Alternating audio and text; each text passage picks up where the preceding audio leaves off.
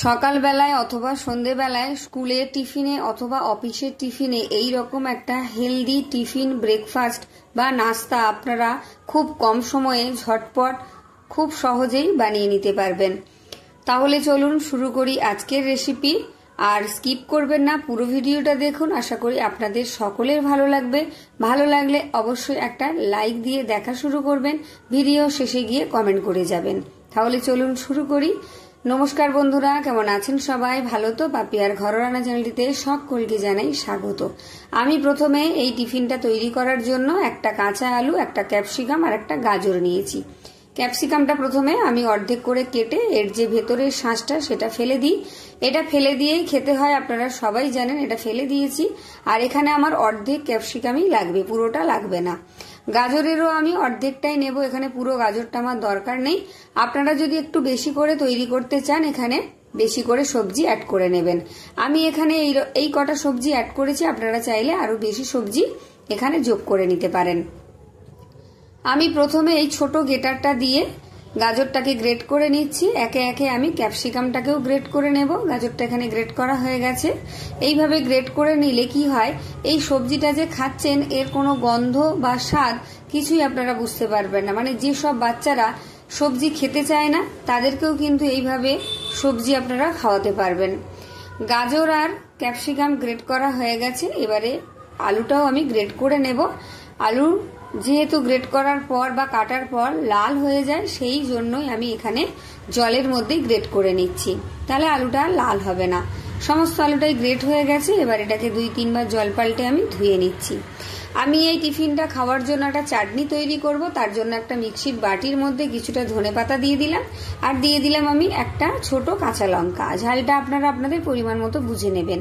দিয়ে দিলাম অল্প কিছুটা জল। এবার ঢাকা দিয়ে এটাকে আমি বেটে নেব। এদিকে আমি একটা বোল নিয়ে নিয়েছি। বোলের মধ্যে নিয়ে নিচ্ছি আমি 1 কাপ মাপের সুজি। সুজিটা আপনারা কম বেশি করে পরিমাণ বাড়িয়ে কমিয়ে নিতে পারেন। যতটা সুজি নিয়েছি ঠিক ততটাই পরিমাণ জল দিয়ে দিলাম। নর্মাল জল, এটা গরম জল নয়। জলটা দিয়ে ভালো করে এটাকে আমি নাড়াচাড়া করে একটু মিশিয়ে নিচ্ছি। এটা জল টেনে অনেকটাই ফুলে উঠবে। এটা ঢাকা দিয়ে রেখে দিলাম আমি 15-20 মিনিটের জন্য। আর এদিকে দেখুন ধনেপাতাটা আমার বাটা হয়ে গেছে। আমি খুব বেশি মিহি করে বাটিনি, একটু দরদরা মতো রেখেছি। আর মিক্সির বাটি ধুয়ে একটু জল দিয়ে দিলাম। এবার এর মধ্যে আমি দিয়ে দেব অল্প পরিমাণ নুন, আর দিয়ে দিচ্ছি আমি এর মধ্যে অল্প পরিমাণ, মানে স্বাদটার জন্য অল্প একটু চিনি, আর দিয়ে দিলাম আমি 1/2 টেবিল চামচ চাট মশলা। স্বাদের ব্যালেন্সের জন্য এখানে চিনি দিয়েছি। যদি আপনাদের পছন্দ না হয় চিনিটা স্কিপ করতে পারেন। ভালো করে একটু মিশিয়ে নিলাম, চিনিটা গুলুক। চাটনিটা আমার পুরোপুরি রেডি হয়ে গেছে, একধারে রেখে দিলাম। এদিকে আমি একটা প্যানের মধ্যে অল্প কিছুটা সর্ষের তেল দিয়ে, তেলটা গরম হয়ে যেতেই 1/2 চা চামচ মতো কালো সর্ষে, 1/2 চা চামচ মতন গোটা জিরে আমি এখানে দিয়ে দিলাম, আর অল্প কিছুটা হিং দিয়ে দিলাম। এবার ভালো করে আমি ফোড়নটা ভেজে নেব। হালকা আঁচে এটাকে ভেজে নিতে হবে, এটা যেন পুড়ে না যায়, সেদিকে কিন্তু আপনারা খেয়াল রাখবেন। ফোড়নটা এখানে ভাজা হয়ে গেছে। অল্প কিছুটা কাঁচা লঙ্কা কুচি দিয়ে দিলাম, আর দিয়ে দিলাম আমি একটা বড় মাপের পেঁয়াজের অর্ধেকটা পেঁয়াজ কুচি করে রেখেছিলাম, সেটা দিয়ে দিলাম।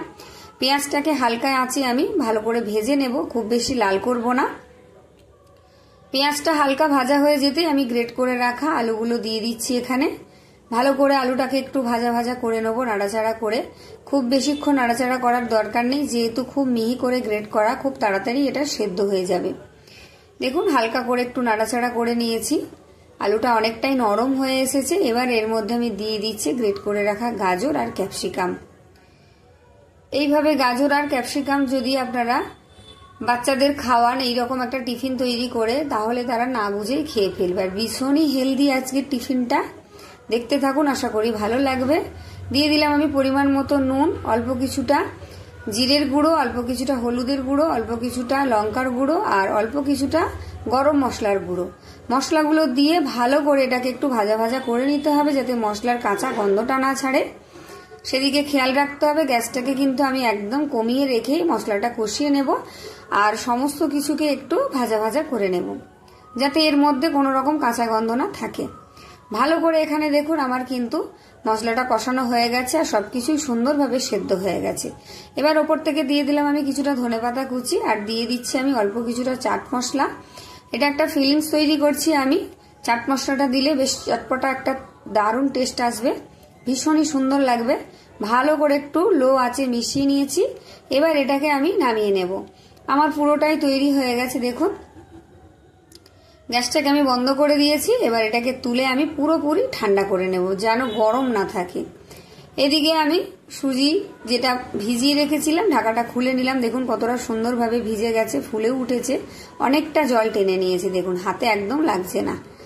এটাকে ভালো করে একটু নাড়াচাড়া করে নিচ্ছি। এবার এর মধ্যে আমি দিয়ে দেব পরিমাণ মতো নুন দিয়ে দিলাম, অল্প পরিমাণ নুন দিলাম, যেহেতু ফিলিংসটায় আমি নুন দিয়েছি, মানে যে পুরটা তৈরি করেছিলাম। দিয়ে দিলাম আমি 1/2 টেবিল চামচ চিলি ফ্লেক্স আর 1/2 টেবিল চামচ জোয়ান। কাঁচা জোয়ানটা দিলে কিন্তু খেতে ভীষণ ভালো লাগবে। ভালো করে একটু প্রথমে মিশিয়ে নিতে হবে। সবকিছু আপনারা কম বেশি করে নিতে পারেন, সেখানে কোনো সমস্যা হবে না। এবার যে কাপ মেপে আমি সুজি নিয়েছিলাম সেই কাপ মেপে আমি দিয়ে দিলাম এখানে 1 কাপ আটা। ভালো করে একটু মিশিয়ে নিচ্ছি। এবার অল্প অল্প জল দিয়ে একটা ঘন ব্যাটার তৈরি করব। আপনারা দেখতে থাকুন যে কতটা ঘনত্বের এখানে তৈরি করছি। আমি এখানে 1/2 কাপ মতো জল নিয়েছি। অল্প অল্প করে দিয়ে এটাকে একটা সুন্দর ব্যাটার তৈরি করে নিতে হবে। একসাথে বেশি জল দিয়ে দিলে কিন্তু দলা দলা ভাব থেকে যেতে পারে, তাই অল্প অল্প করে জল দিয়ে সুন্দর করে একটু মিশিয়ে ভালো করে ফেটিয়ে নিতে হবে। যতটা ভালো করে ফেটাবেন, ফেটাতে ফেটাতে কিন্তু এটা বেশ হালকা হয়ে উঠবে আর টিফিনটা ভীষণ সুন্দর নরম আর ফুলে উঠবে। ওদিকে আমার ব্যাটারটা তৈরি হয়ে গেছে। এবারে যে পুরটা আমি তৈরি করে রেখেছিলাম সেটা পুরোপুরি ঠান্ডা হয়ে গেছে। এর মধ্যে আমি দিয়ে দিলাম, দিয়ে ভালো করে একটু মিশিয়ে নিতে হবে। যতটা পারবেন ভালো করে একটু নাড়াচাড়া করতে করতে মেশাবেন, তাহলে টিফিনটা বেশ ফুলে উঠবে আর ভীষণ সফট হবে। দেখুন এখানে সমস্ত কিছুকেই আমি মিশিয়ে নিয়েছি। যারা এতক্ষণ আমার ভিডিও দেখছেন অথচ লাইক দিতে ভুলে গেছেন, একটা লাইক করে দেবেন। আর চ্যানেলটিতে যারা নতুন আছেন অবশ্যই সাবস্ক্রাইব করে পাশে থাকা বেল আইকনটি প্রেস করে অল করে রাখবেন, হাইপ করে দেবেন। সব শেষে আমি দিয়ে দিলাম 1/2 চা চামচ বেকিং পাউডার। এখানে বেকিং পাউডার দিয়েছি কারণ টিফিনটা বেশ ফুলে উঠবে, লুচির মতো ফুলে উঠবে আর নরম হবে, জালিদার হবে। ভালো করে দিয়ে একটু মিশিয়ে নিয়েছি। এটা দিয়ে বেশিক্ষণ রাখা যাবে না। এবার আমি একটা তড়কা প্যান বসিয়ে দিয়েছি, দিয়ে দিলাম অল্প কিছুটা তেল। সাদা তেলটা গরম হয়ে গেছে। এবার এর মধ্যে আমি একটা কাপ মেপে দিয়ে দিচ্ছি। প্রতিটাই আমি কাপ মেপে দেব, তাতে প্রত্যেকটা টিফিন সমান হবে, দেখতে সুন্দর লাগবে, কম বেশি বা ছোট বড় হবে না।